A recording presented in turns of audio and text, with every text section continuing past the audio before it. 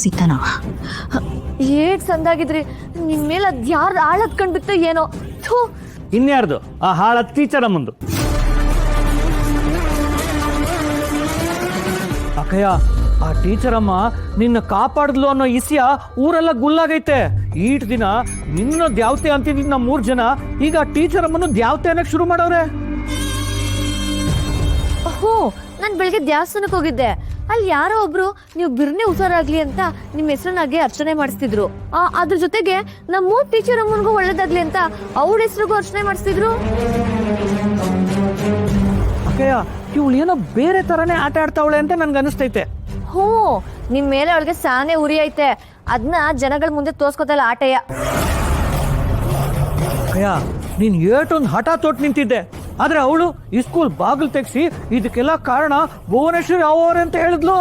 ಎಲ್ರ ಮುಂದೆ ಇದಕ್ ಸನ್ಮಾನ ಆಗೋ ಹಂಗ್ ಮಾಡಿದ್ಲು. ಸನ್ಮಾನ ಮಾಡೋ ಮೂಲಕ ನಿಂಗೆ ಅವಮಾನ ಮಾಡಿದ್ಲು. ಅಕ್ಕಯ್ಯ, ಈಗ ನಿನ್ನ ಜೀವ ಕಾಪಾಡೋ ನೆಪದಲ್ಲಿ ಎಲ್ರ ಕಣ್ಣಲ್ಲಿ ಅವಳು ಊರಲ್ಲಿ ದ್ಯಾವತೆ ಆಯ್ತವಳೆ.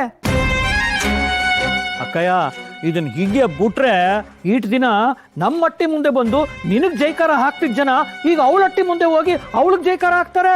ಈ ಊರಿನ ಜನನಾಯಕಿ ಅನ್ನೋ ಪಟ್ಟ ನಿನ್ನಿಂದ ಅವಳಿಗೆ ಹೋಗೋ ದಿನ ಚಾನೆ ದೂರ ಇಲ್ಲ. ಅಕ್ಕಯ್ಯ, ನಿನಗೆ ಕೋಪ ಬರ್ಲಿ ಅಂತ ನಾ ಇದನ್ನ ಹೇಳ್ತಿಲ್ಲ. ನಿನ್ ಮರುವದೆ ಹುಸಿ ಕಮ್ಮಿ ಆಯ್ತೈತೆ. ನಿನ್ ಮುಂದೆ ಆ ಟೀಚರ್ ಅಮ್ಮ ಮೇಲ್ ಹೋಯ್ತಾವಳೆ. ನೋಡ್ಕೊ, ಏನಾರ ಮಾಡು ಅಂತ ನಿನಗೆ ಹೇಳ್ತಾವ್ನಿ. ಈ ಭುವನೇಶ್ವರಿ ಮುಂದೆ ಆಟ ಆಡ್ದವ್ರು ಕಣ್ಣು ಕಾಣ್ದಂಗ್ ಒಟ್ಟಾಗವ್ರು ಕಡ್ಲ ಅಂತದ್ರಾಗೆ ಇವಳು ಯಾವ ಲೆಕ್ಕದ್ಲ ನನಗೆ. ಕುರಿನ ಕೊಬ್ಲಿ ಅಂತ ಬಿಟ್ಟಿವ್ನಿ. ಸ್ಕೂಲ್ನಾಗೆ ಬರೀ ಪಾಠ ಮಾಡ್ತೀರಾ ಅಂತ ಅಷ್ಟೇ ಅನ್ಕೊಂಡಿದ್ದೆ, ಆದ್ರೆ ಇದನ್ನೆಲ್ಲ ಹೇಳ್ಕೊಡ್ತೀರಾ? ಜೀವಕ್ಕಿಂತ ಬೇರೆ ದೊಡ್ಡ ಪಾಠ ಯಾವ್ದಿದೆ? ಅಬ್ಬ ಬಾಬಾ, ಬೆಂಕಿ ಬೆಂಕಿ ಹತ್ಕ ನೀವು. ಏನಂದ್ರೆ ಅಕ್ಕ ಅಕ್ಕ ಮಕ್ಳಿಗೆ ಮೊದಲು ಜೀವ ಉಳ್ಸೋದನ್ನ ಕಲ್ಸ್ಕೊಡ್ಬೇಕು. ಆಮೇಲೆ ಪಾಠ ಮಾಡಿ ಅವ್ರ ಜೀವನನ ಹೇಗ್ ಕಟ್ಕೋಬೇಕು ಅಂತ ಹೇಳ್ಕೊಡ್ಬೇಕು. ಟೀಚರಮ್ಮ, ನಿಮ್ ಬಗ್ಗೆ ದಿನೇ ದಿನೇ ಗೌರವ ಜಾಸ್ತಿನೇ ಆಯ್ತೈತೆ. ನಂಗೆ ತಿಳಿತಿದ್ದು ಜಾಸ್ತಿ ಆಯ್ತದೆ ಅಲ್ವಾ? ಇನ್ನು ಪಿಸು ಪಿಸು ಅಂತ ಮಾತಾಡ್ಕೋತಿದ್ದೀರಾ, ನನಗೂ ಹೇಳಿ. ಏನಿಲ್ಲ ಟೀಚರಮ್ಮ, ಈ ಸ್ಕೂಲ್ ಬಿಟ್ಬಿಟ್ಟು ಇಲ್ಲಾಕ್ ಬಂದ್ರಿ ಅಂತ ಕೇಳ್ತವನೆ.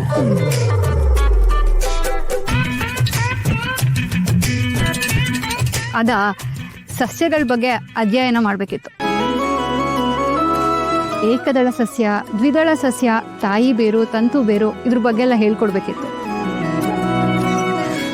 ಕ್ಲಾಸ್ ಒಳಗಡೆ ಕೂತ್ಕೊಂಡು ಹೇಳ್ಕೊಟ್ರೆ ಅರ್ಥ ಆಗಲ್ಲ ಅಂತ ಹೇಳಿದ್ರು. ಅದಕ್ಕೆ ತೋಟಕ್ಕೆ ಕರ್ಕೊಂಡು ಬಂದೆ. ನಿಮ್ ತೋಟಕ್ಕೆ ಬಂದ್ವಿ, ನಿಮ್ಗೇನು ಬೇಜಾರಿಲ್ಲ ತಾನೆ? ಈ ವಿಚಾರದಾಗ ಮನ ಬೇಜಾರು ಮಾಡ್ಕೊಳ್ಳ ಕಂಡ್ಬಿಡಿ. ಯಾಕೆ? ಅದ ಹಂಗೆಯ. ರುದ್ರವ್ರೆ, ನನಗೆ ನಿಮ್ ಸಹಾಯ ಬೇಕಿತ್ತು, ಮಾಡ್ತೀರಾ? ನೀವು ಅಂದ್ರೆ ನಮ್ಮ ಮನೆ ಜೀವನೇ ಕೊಟ್ಬಿಡ್ತಾನೆ. ಇದು ಸಹಾಯ ಮಾಡಕ್ಕಿಲ್ವಾ? ಬರೀ ನೀವೇ ಮಾತಾಡ್ತಿದ್ದೀರಾ, ಆದ್ರೆ ರುದ್ರವ್ರು ಸುಮ್ಮನೆ ಇದ್ದಾರ. ರುದ್ರವ್ರೆ, ನಾನು ಇಲ್ಲಿಗೆ ಬಂದಿದ್ದು ನಿಮಗ್ ಬೇಜಾರಾಯ್ತಾ? ನಾನು ಬೇರೆ ಕಡೆ ಹೋಗ್ಲಾ? ಹಂಗೆಲ್ಲ ಏನಿಲ್ಲ, ನಮ್ ತೋಟ ಗದ್ದೆನ ನಿಮ್ ತೋಟನೇ ಅನ್ಕೊಳ್ಳಿ.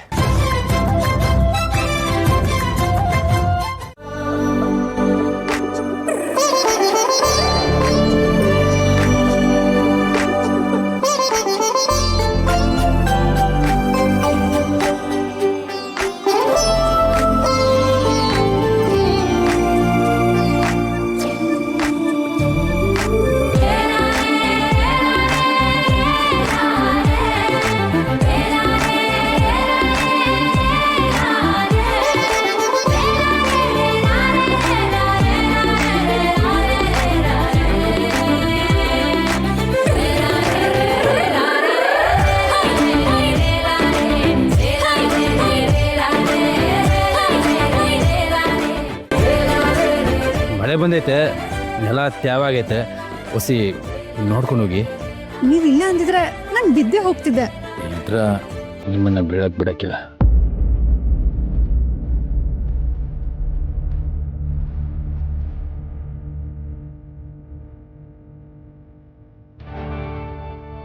ನೀವಂತೂ ಎಷ್ಟು ಕಷ್ಟಪಟ್ಟು ಗದ್ದೆ ಕೆಲಸ ಮಾಡ್ತೀರಾ, ನೋಡಕ್ಕೆ ತುಂಬಾ ಖುಷಿ ಆಗತ್ತೆ. ಅದೇ ನಮ್ಮ ಅಣ್ಣ ಕೆಲಸ ಮಾಡೋದು ಭೂಪ ಬಿಡಿ ಆರಲ್ಲಿ ಕ್ಯಾಮಲ ಒಬ್ಬನೇ ಮಾಡ್ತಾನೆ. ಹೌದು ರುದ್ರ ಅವ್ರೆ, ನೀವು ಸುಸ್ತಿ ಆಗಲ್ವಾ? ನಮ್ ರುದ್ರಣ್ಣ ಏನ್ ಅನ್ಕೊಂಡಿದ್ದೀರಾ? ಗಾಡಿ ಮನೆ ಹುಲಿ ಹುಲಿ. ಅವ್ರವ್ವ ವಾರಕ್ಕೆ 3 ಸತಿ ಮೈಗೆಲ್ಲ ಎಣ್ಣೆ ತಿಕ್ಕಿ ಸ್ನಾನ ಮಾಡಿಸ್ತಾರೆ.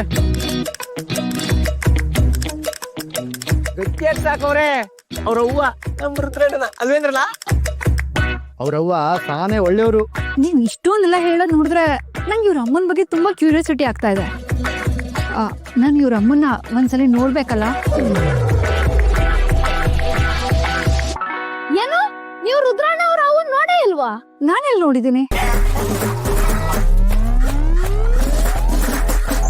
ಯಾರು?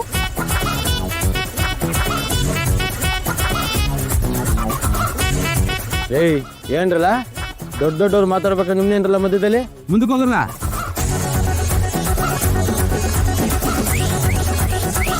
ರುದ್ರ ಅವ್ರೆ, ನೀವ್ ಏನೇ ಹೇಳಿ ಹಳ್ಳಿಗೆ ನಿಮ್ಮಂತ ಪ್ರಜೆ ತುಂಬಾ ಮುಖ್ಯ. ಈ ಕಡೆ ಓದಿಗೂ ಸಪೋರ್ಟ್ ಮಾಡ್ತೀರಾ, ಭೂಮಿ ತಾಯಿನೂ ನೆಗ್ಲೆಕ್ಟ್ ಮಾಡಲ್ಲ, ಮೈ ಬಗ್ಸಿ ಕಷ್ಟಪಟ್ಟು ಕೆಲಸ ಮಾಡ್ತೀರಾ. ಕಡೆಯಲ್ಲಿ ನಮ್ಮ ಹಳ್ಳಿ ಹಣ್ಣೆ ಹಾಕ್ಲಲ್ಲ ಸಿಕ್ಕಿದ್ರೆ ರುದ್ರನಂತ ಗಡ್ಡ ಸಿಗ್ಬೇಕು ಅಂತ ಅರ್ಕೆ ಕಟ್ಕೊಂತಾರೆ. ನನ್ನ ಪ್ರೀತ್ಸು ಅಂತ ಕಾಡಿಸ್ತಾರೆ. ರುದ್ರ ಅವ್ರೆ, ಇದುವರೆಗೂ ನೀವು ಯಾರನ್ನೂ ಪ್ರೀತಿಸಿಲ್ವಾ? ಪ್ರೀತಿಸ್ತಾನೆ ಇದೀನಲ್ಲ.